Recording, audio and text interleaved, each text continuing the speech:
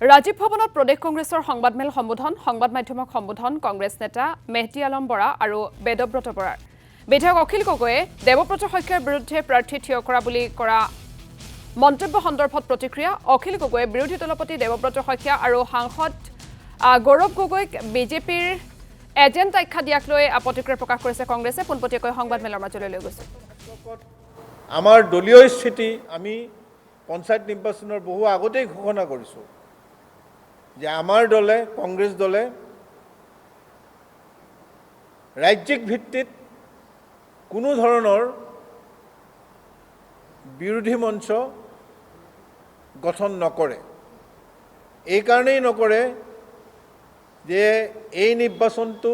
একেবাৰে তৃণমূল পৰ্যায়লৈকে বিস্তৃত হৈ আছে আঞ্চলিক মণ্ডল ব্লক সকলো পৰ্যায়ৰ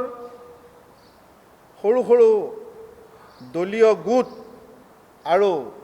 স্থানীয় নেতৃবৰ্গ এই নিৰ্বাচনত জড়িত হৈ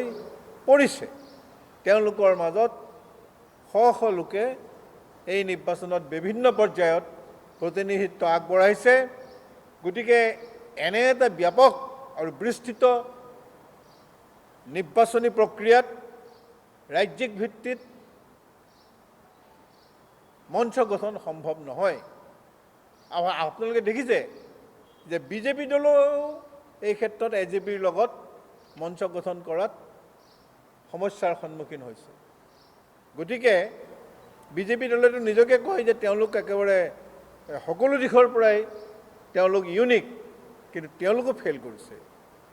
এই ক্ষেত্ৰত গতিকে আমি স্বীকাৰ কৰোঁ যে নানান বিপৰ্যয়ৰ মাজেৰে আমাৰ কংগ্ৰেছ দল আগবাঢ়িছোঁ আমি এই কাৰণেই যে আগন্তুক দিনত আমি বিজেপিৰ গণতান্ত্ৰিক আৰু সাম্প্ৰদায়িক ৰাজনীতিৰ বিৰুদ্ধে আমি কিন্তু থিয় হ'বলৈ এতিয়াও সৰ্বশক্তি প্ৰয়োগ কৰি আগবাঢ়ি আছোঁ